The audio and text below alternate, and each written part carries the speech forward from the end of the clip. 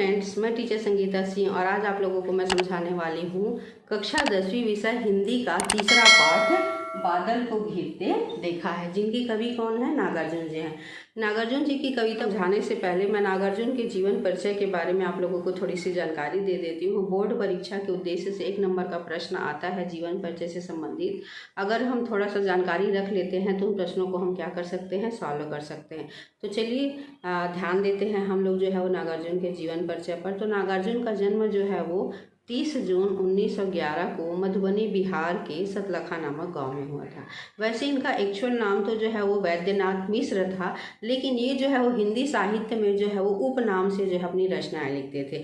तो हिंदी साहित्य में जो है वो नागार्जुन उपनाम से, साथ ही जो है मैथिली में यात्री उपनाम से क्या करते थे? अपनी जो है वो रचनाओं को लिखते थे। अगर इनकी रचनाओं को हम देखते हैं तो बहुत सारी इन्होंने जो है वो रचनाएं लिखी हैं, जिनमें युगधारा, सतरंगे पंखों वाली, ये जो है उनकी तालाब की मछलियाँ, ये कुछ ऐसी जो है रचनाएं उन्होंने जो है हिंदी साहित्य में लिखी हैं। साथ ही जो है वो सभी विधाओं में क्या किया? अपनी जो है वो रचनाओं को लिखे हैं। और मैथिली में भी उन्होंने जो है रचनाएं लिखी हैं। तो मैथिली में इन्होंने पारो चित्रा लिखा है। इन्होंने बहुत सारे उपन्यास जो लिखे हैं हिंदी साहित्य में, जिसमें जो है वो रतिनाथ की चाची वगैरह जो बहुत प्रसिद्ध हुए हैं। और इनको जो है वो साहित्य अकादमी के द्वारा भी जिनको बहुत सारे सम्मान से जो है वो सम्मानित किया गया है। और 5 नवंबर 1998 की उनकी मृत्यु हो गई। चलिए अब हम देखते हैं पाठ के पद्यांश को। बादल को घिरते देखा है। बादल को हम सभी जो है वो बादल को घिरते देखते हैं, लेकिन कवियों की दृष्टि से देखते हैं। कवि बादल को घिरते हुए देखते हैं तो उनको जो है वो कैसा लगता है? नागार्जुन जो है बादल को घिरते हुए देखते हैं तो उनको जो है कैसा दिखाई देता है, उसको हम जो है वो देख लेते हैं। अमल धवल गिरी के शिखरों पर बादल को घिरते देखा है, छोटे छोटे मोती जैसे उसके शीतल तुहिन कणों को मान सरोवर के स्वर्णिम कमलों पर गिरते देखा है, बादल को घिरते देखा है। सबसे पहले जैसा करते हैं वैसा ही करते हैं। कठिन शब्दों के हम क्या निकाल लेते हैं? पर्यायवाची निकाल लेते हैं। पर्यायवाची निकालने से हमारा पद्यांश क्या हो जाता है? सरल हो जाता है। और हमको व्याख्या बनाने में क्या हो जाता है? सरल हो जाता है। इसलिए चलिए सबसे पहले क्या कर लेते हैं? कठिन शब्दों के जो है पर्यायवाची निकाल लेते हैं। अमल का पर्यायवाची होता है निर्मल। धवल का पर्यायवाची होता है श्वेत। गिरी का पर्यायवाची पर्वत, शिखर, चोटी। और देख लेते हैं कहाँ पर जो है वो कठिन शब्द है तुहिन। ओस के कणों को क्या कहा जाता है? तुहिन कहा जाता है। ओस की बूंदे। स्वर्णिम मतलब होता है सोने के समान। चलिए अब हम देख लेते हैं कठिन शब्दों के पर्यायवाची हमारे पास आ गए। अब हम इनकी क्या करते हैं? व्याख्या करते हैं। निर्मल, श्वेत, पर्वत, चोटी पर बादल को घिरते देखा है और इन बादलों से निकलने वाले छोटे छोटे मोती जैसे क्या? ओस के कणों को मान सरोवर के सोने के समान कमलों पर गिरते देखा है, पुनः बादल को घिरते देखा है। एक बार फिर से रिवाइज कर देती हूँ इसको।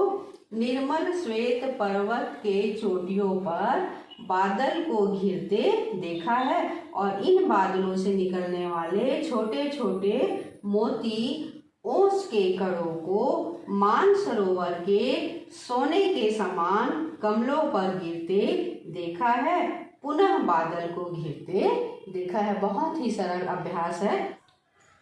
बहुत ही सुंदर रचना कवि नागार्जुन के द्वारा, जहाँ पर प्रकृति का अनुपम सौंदर्य का वर्णन कवि नागार्जुन के द्वारा किया गया है। कवि नागार्जुन कहते हैं कि अमल धवल गिरी के पर्वतों पर कई छोटी बड़ी झीलें हैं, जिनके काले नीले जल में पावस की उमस से बेचैन पक्षी को कीड़े मकोड़े खोजते आते रहते हैं, हंस तैरते रहते हैं और इसी शिखर पर बादल घिरते हैं। कवि नागार्जुन के द्वारा जो है वो बहुत ही सूक्ष्म चित्रण किया गया है। एक कवि नागार्जुन के द्वारा जो है वो सजीव चित्रण किया गया है। प्रकृति की अनुपम छटा का जो है वो वर्णन कवि के द्वारा किया गया है। पद्यांश को देख लेते हैं। अगले पद्यांश में जो है वो कवि नागार्जुन के द्वारा क्या कहा गया है।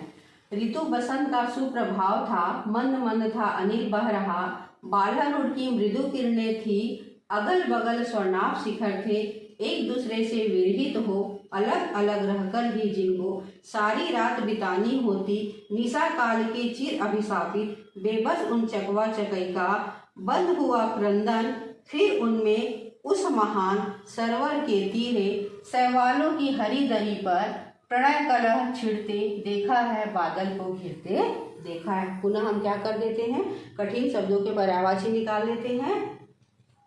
मंद मंद, मंद मंद का पर्यायवाची हो जाएगा धीरे धीरे। अनिल, अनिल किसे का पर्यायवाची, हवा। बालारूढ़, उगता हुआ सूरज को क्या कहा जाता है, बालारूढ़ कहा जाता है, उगता हुआ सूरज। स्वर्णाभ, सोने के समान आभा लिए हुए, स्वर्णाभ सोने के समान आभा लिए हुए। और देख लेते हैं कौन सा, निशा काल। निशा मतलब होता है, निशा काल मतलब रात्रि काल, रात्रि का समय। क्रंदन रोना, सरोवर तालाब। अब हमारे पास जो है वो कठिन शब्दों के पर्यायवाची आ गए हैं। अब हम इनकी क्या करते हैं, व्याख्या देखते हैं। ऋतु बसंत का सुप्रभाव था, मतलब बसंत ऋतु का सुबह था।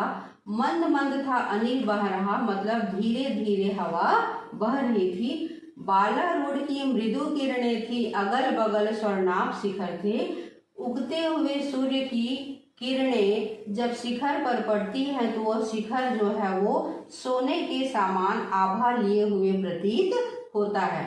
एक दूसरे से विरहित हो अलग अलग रहकर भी जिनको सारी रात बितानी होती, निशा काल के चिर अभिशापित बेबस उन चकवा चकई का। यहाँ पर कौन से पक्षी के बारे में बताया गया है, चकवा चकई पक्षी के बारे में बताया गया। और चकवा चकई पक्षी को जो है वो अभिशाप मिला हुआ है, और अभिशाप ऐसा मिला हुआ है कि वह रात्रि में जो है वो उनको अलग अलग रह करके क्या करना है, बिताना है। तो जैसे ही सुबह होती है तो चकवा चकई पक्षी का क्या हो जाता है, रोना जो है क्या हो जाता है, क्रंदन जो है वो बंद हो जाता है। फिर जब सुबह हो जाती है तो रोना बंद हो जाता है। उसके बाद जो है वो सरोवर तालाब के किनारे जो है वो इन चकवा चकवी पक्षी को जो है वो शैवालों की हरी दरी पर जो है वो प्रणय क्रीड़ा करते देखा गया है, बादल को घिरते देखा गया है।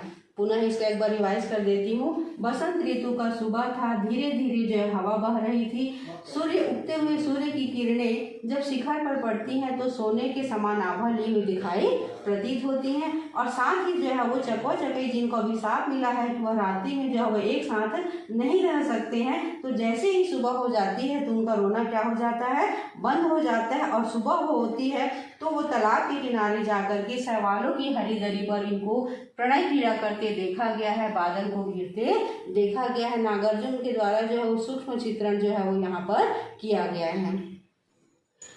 प्रकृति के विभिन्न दृश्यों का सहज चित्रण जो है वो कवि नागार्जुन के द्वारा किया गया है। इन को पढ़ने से हमको ऐसा लगता है कि वो दृश्य हमारे सामने हो रहा है और वो दृश्य हमारे सामने ही दिखाई देने लगता है। हमें पद्यांश में देखते हैं कवि जो है वो क्या कहना चाहते हैं। हर एक पद्यांश में जो है वो आपको कवि का नाम और पाठ का नाम को लिखना है, लेकिन बार बार मैं उसको ना बता करके मैं सीधा जो है आपको कठिन शब्दों के पर्यायवाची और यहाँ पर जो है व्याख्या को बताते जा रही हूँ। तो यहाँ पर इसमें देखते हैं कौन से जो है कठिन शब्द हैं और उनके पर्यायवाची क्या हैं। दुर्गम, दुर्गम का पर्यायवाची होता है कठिन। बर्फानी घाटी, बर्फ की घाटी, बर्फ की घाटी। सत, सौ, सहस्त्र, हजार। अलग, अलग जिसे देखा न जा सके। निज स्वयं, उन्मादक, उत्तेजक, परिमल, सुगंध। ये यहाँ पे जो है वो कठिन शब्दों के पर्यायवाची आ गए। चलिए अब हम इनकी जो है वो व्याख्या तैयार करते हैं। कवि कहते हैं कि दुर्गम बर्फानी घाटी में सैकड़ों हजारों फीट ऊंचाई पर कस्तूरी मृग को अपने ही नाभि से उठने वाले कस्तूरी की सुगंध के पीछे दौड़ते देखा गया है और कस्तूरी की प्राप्ति न होने पर उसको चिढ़ते देखा गया है, बादल को घिरते देखा गया है। कवि नागार्जुन के द्वारा जो है वो कस्तूरी मृग का बहुत ही सुंदर जो है वो वर्णन किया गया है। और ऐसा माना जाता है कि जो कस्तूरी मृग, जो कस्तूरी हिरण होता है, उसके शरीर से एक प्रकार की जो है वो मादक उत्तेजक जो है पदार्थ निकलता है, जिसकी खुशबू से वो व्याकुल होकर के क्या होता है, इधर उधर जो है वो भागते रहता है। उसी का वर्णन जो है वो कवि नागार्जुन के द्वारा बहुत ही सुंदर तरीके से किया गया है। और मैं आप लोगों को एक बात और बता देना चाह रही हूँ, मैं बार बार जो है पाठ का नाम और कवि का नाम को जो है नहीं बता रही हूँ, क्योंकि मैं यहाँ पर जो है ब्लैक बोर्ड में लिख दी हूँ। मैं सिर्फ जो है आपको व्याख्या और जो आप विशेष लिख सकते हैं उनके बारे में आप लोगों को बताते जा रही हूँ। और अगर आज आपका वीडियो आप लोगों को पसंद आया होगा तो like, comment, share and subscribe करें।